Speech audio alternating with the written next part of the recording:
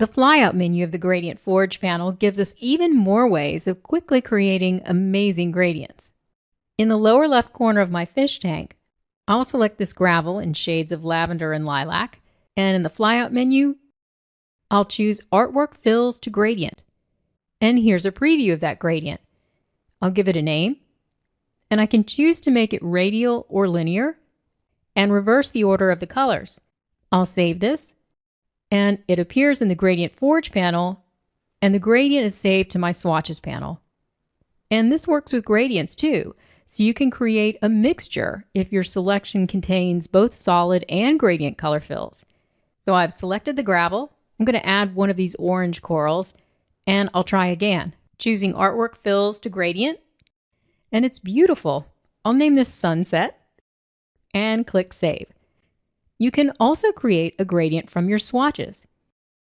Here I'm holding Shift and selecting a few of my colors. And note, this only works with solid color swatches, so I'm not going to select this gradient swatch. Then in the flyout menu, I'll choose Swatches to Gradient, and I'll save this new gradient to my swatches. Finally, we can build a gradient from lines.